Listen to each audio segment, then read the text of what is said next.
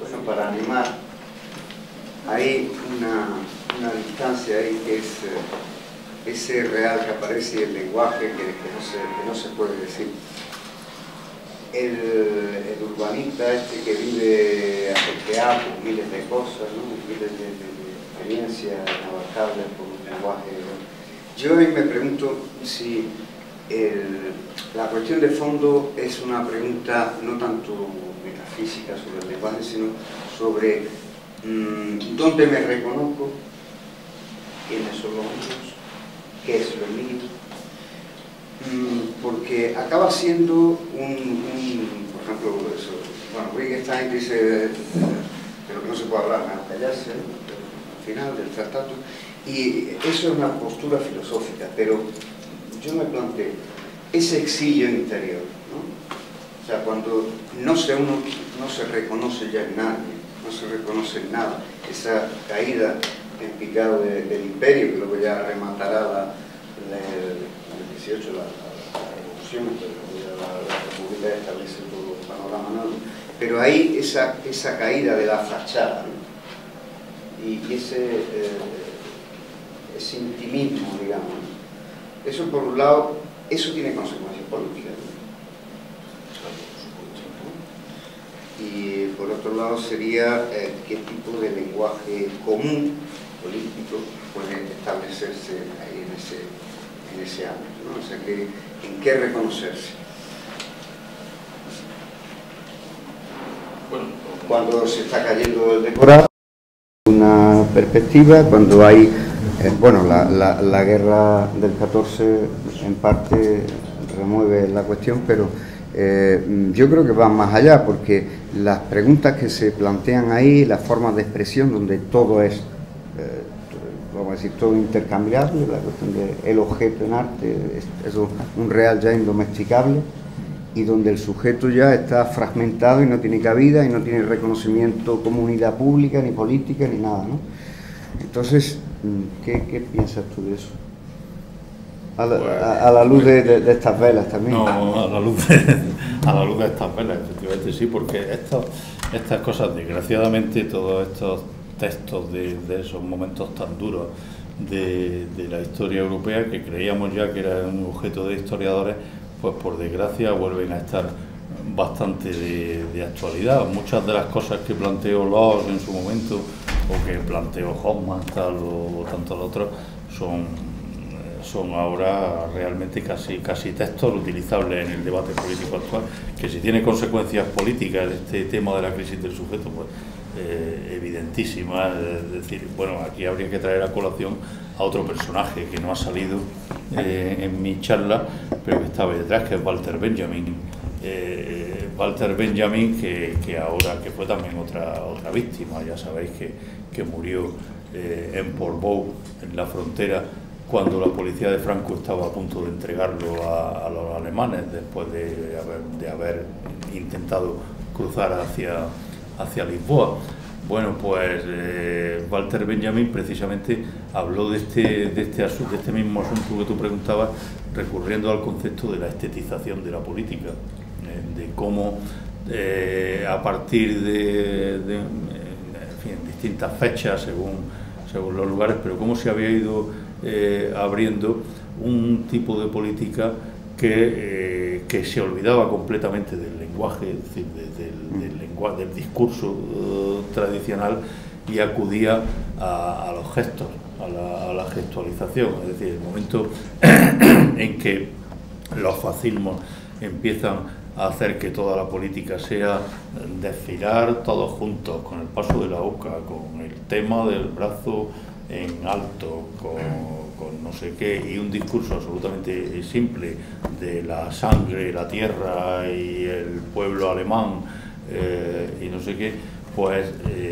ahí están las consecuencias, las otras consecuencias de la crisis del lenguaje. Walter Benjamin lo analizó de una manera absolutamente clarividente. No sé qué eran las otras cosas que decía, pero es que ha planteado no unos temas, sino los temas. eso es una cosa, pero la cuestión que, vamos, me suscita es ese de los nuestros, la identificación, cuando se caen esas identificaciones de lo que, por ejemplo, cómo funcionan los partidos políticos ahora en espejo, ¿no? Yo digo esto y el otro dice lo inverso, pero exactamente en espejo. Cuando se cae, cuando la gente tiene la sensación de que siempre es lo mismo, ¿no? Entonces, esa especularidad que está ahí rodando y que está en un callejón sin salida, ¿no? Esos nuestros, cuando caen, aparece acto, un acto puro que es una locura, porque no hay un background, no hay un trasfondo de ese silencio, no hay una reflexión estratégica que pueda articular algo más allá de ese peloteo de identificaciones donde viene uno a gozar con qué es lo que dice de los míos o qué es lo que dicen los tuyos, etc. Entonces, cuando ese andamiaje cae, es cuando se abre la pregunta, y a la pregunta se responde con acto, si no hay nada. Ese es mi... Yo creo que, bueno, esa reivindicación de la acción, ¿no?, estaría un poco en el corazón de la lengua, o el corazón de toda lógica, que es la negación, ¿no?, el poder decir no. Este no es la voz del niño que siempre está viva, y ese es el background que quizá ignoramos, porque siempre el hombre busca, el ser humano busca alternativas positivas, ¿no? Nunca se queda en la pura negación. Por eso quizá la fuente de acción esté, ¿no?, no en el nivel más superficial del lenguaje, sino en los niveles más profundos, ahí donde están pues todos los deícticos, los elementos mostrativos, yo, aquí, ahora, no, que no tienen significado semántico, que no pertenecen al nivel de la cultura, ¿no?, sino que están en niveles más profundos, y que quizá pues habría que volver a esto, ¿no?, a reivindicar esta parte más subconsciente del lenguaje, que desde luego nunca está en crisis, porque la capacidad de decir no está en crisis nunca, ¿no? Es curioso porque parece como que al hablar se ha hablado mucho de la crisis del lenguaje, pero es como querer meter a la lengua, que es ajena a esta realidad de los seres humanos, meterla dentro, ¿no?, de la realidad, y decir que también está en crisis, ¿no?, los hombres en crisis y la lengua también, ¿no? Por eso es muy importante, cuando decimos crisis del lenguaje, decir qué estamos entendiendo por lenguaje, porque normalmente parece como que no sabemos distinguir o confundimos la lengua, que es común, que habla en todas las cosas, eso que decía Rilke, ¿no?, habla en cualquier cosa, también a través de nosotros, pero no podemos decir que la razón o la lengua, que era lo mismo en los griegos, es lo mismo, ¿no? Razón y lengua no es humana, aunque claro, nos la hemos adueñado, ¿no?, y nos hemos adueñado del lenguaje. Por eso devolver la lengua o el lenguaje o la razón a las cosas sería quizá, ¿no?, pues un comienzo de verdadera acción política, dejar que las cosas hablen. Y bueno, un poco es verdad, sí, nosotros callarnos un poquito, ¿no? Yo me callo.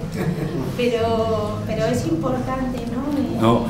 No decir, es nosotros que no. El lenguaje es meter ya, y es que es meter ya otra vez, es meter la lengua, que no pertenece a la realidad del mundo semántico, meterla como una cosa más, ¿no?, entre las cosas. Y no, la lengua no tiene nada que ver con los lenguajes idiomáticos. La lengua está siempre viva y nunca en crisis. Tú has dicho que vamos, yo me desconozco totalmente amateur en profundidades ya de lingüísticas, ¿no?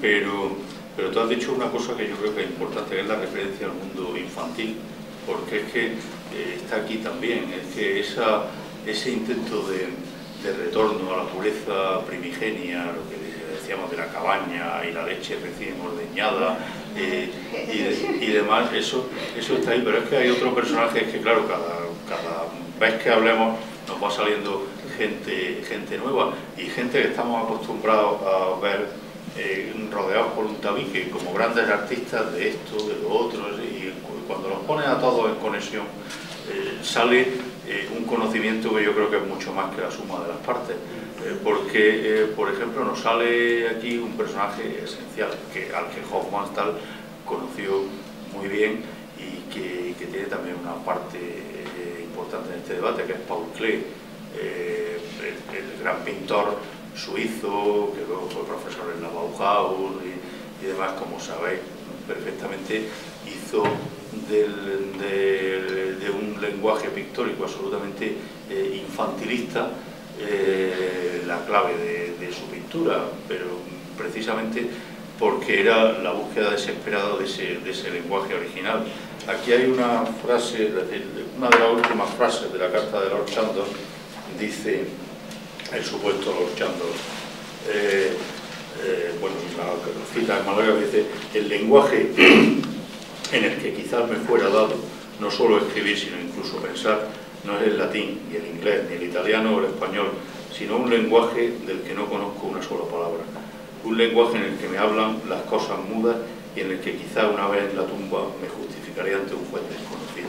Es decir, ese lenguaje anhelado, universal, es decir, aquí nos sale también el mito antiquísimo de la lengua universal, prebabélica, son temas que van enganchando unos con otros, pero la figura de Klee es esencial aquí, porque no hay que olvidar tampoco, es decir, enseguida tiras de un hilo y te sale todo enganchado, porque Walter Benjamin había hecho había dicho en uno de sus textos que una de las mejores alegorías de lo que le ocurría al hombre moderno estaba precisamente en el Angelus Novus, en el cuadro de Paul Klee que el propio Benjamin poseía, y donde decía que hay un personaje que se ve arrastrado por el viento del pasado hacia un futuro que no conoce y que mira hacia atrás asustado, arrastrado por ese viento que se lo lleva para adelante, y detrás no ve más que escombros, ruinas, desastres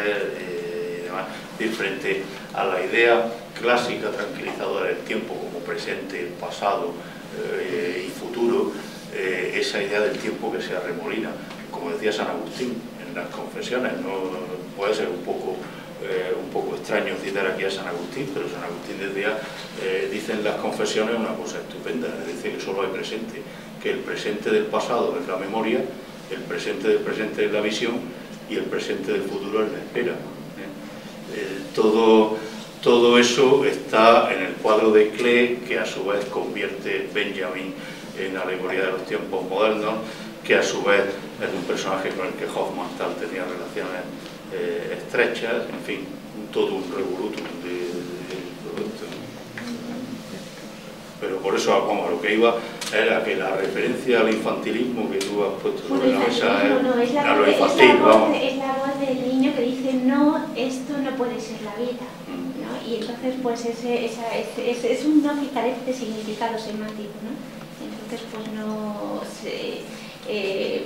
parece como que necesitamos siempre vivir en las esferas más superficiales del lenguaje, ¿no? Que son las que realmente el poder domina, ¿no? Porque la lengua de verdad no puede matar a nadie, ¿no? Está libre de... Por eso dejar libres el lenguaje, dejar libres las palabras, ¿no? Dejar que suenen y dejar que y descentrarnos, que un poco el descentramiento ¿no? El descentramiento del ser humano como poseedor del lenguaje y de la razón, ¿no?